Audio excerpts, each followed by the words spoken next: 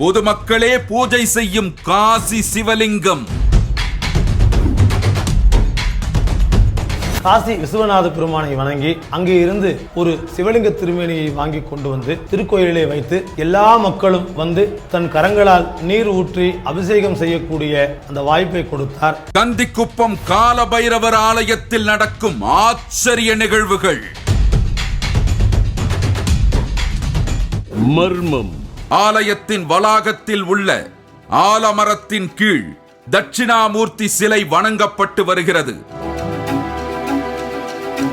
இந்த சிலையின் பின்புறம் கால பைரவர் சாமி என்று அழைக்கப்படும் இந்த இளம் துறவியால் காசியிலிருந்து கொண்டு வரப்பட்டதாக சொல்லப்படும் சிவலிங்க அமைப்பு பூஜிக்கப்படுகிறது. பொதுமக்கள் தங்களது கைகளால் நீரை எடுத்து அபிஷேகம் செய்வதற்கு ஏற்ப இந்த லிங்க அமைப்பு இங்கே வைக்கப்பட்டிருப்பதாக கூறுகிறார்கள்.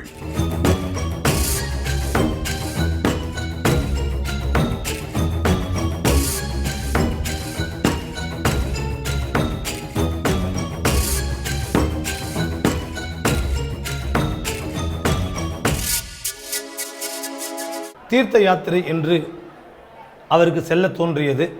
காசிக்கு சென்றார்.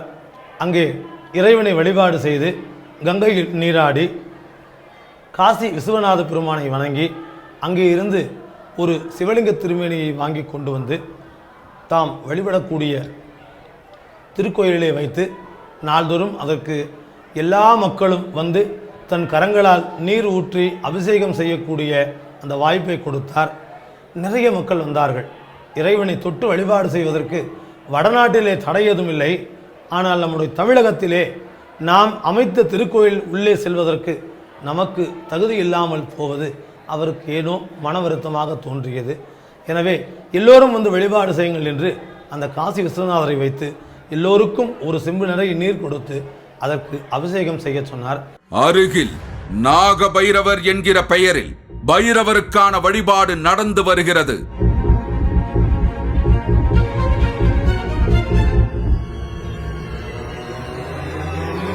நாகதோஷம் போன்றவற்றிலிருந்து தங்களை தற்காத்துக் கொள்ள இந்த பைரவர் வழிபாடு உதவும் என்று கூறுகிறார்கள்.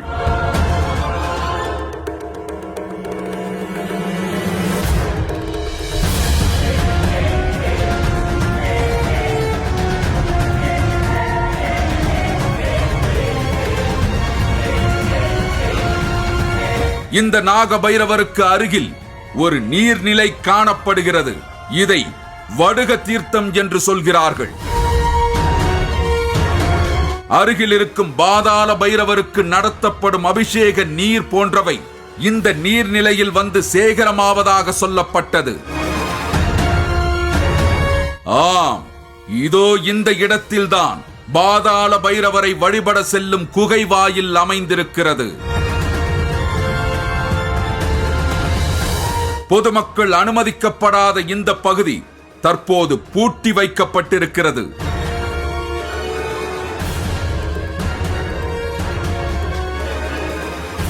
கால பைரவர் சாமி என்று அழைக்கப்படும் இந்த இளம் துறவி மட்டுமே உள்ளே சென்று வழிபாடு நடத்துகிறார். பொதுமக்கள் இங்கே ஏன் அனுமதிக்கப்படுவதில்லை என்பதற்கும் ஒரு விளக்கம் கொடுக்கப்படுகிறது. தமிழகத்திலே எங்கும் இல்லாத அளவில் பாதாள பைரவர் என்று சொல்லக்கூடிய ஒரு அமைப்பு இங்கே நிறுவப்பட்டிருக்கிறது. இங்கே பின்னாடி பார்த்தீங்கன்னா தெரியும், இரும்பு வலை போட்டு மூடி வைத்திருக்கிறார்கள். அதன் உள்ளே இறங்கினால் கருவறையிலே உக்கிரகால பைரவ பெருமானுக்கு நேர் கீழே அந்த சன்னதி ஏறக்குடைய 15 அடி ஆழத்திலே அமையப்பட்டிருக்கிறது. அங்கே ஒரு பைரவர் திருமேனியை வைத்து அதற்கு நம்முடைய தவத்திரு பைரவ சுவாமிகள் மட்டுமே சென்று அங்கே வழிபாடு செய்து வரக்கூடிய ஒரு நிகழ்வு இங்கே நிகழ்கிறது. பொதுமக்கள் பார்ப்பதற்கு அனுமதி இல்லை. ஏனென்றால் பாதாள உலகத்தில் உள்ள வழிபாட்டை செய்வது ஞானிகளும் துறவிகளும் தேவர்களும் ரிஷிகளும் தான் அந்த வழிபாட்டை செய்ய முடியும். எனவே இங்கே தவத்திரு சுவாமிகள் தன்னுடைய யோக நிலையிலே உள்ளே சென்று அங்கே பாதாள பைரவரை வழிபாடு செய்து வருகிறார் என்பது நாம் இங்கு காணக்கூடிய மற்றும் ஒரு உண்மை.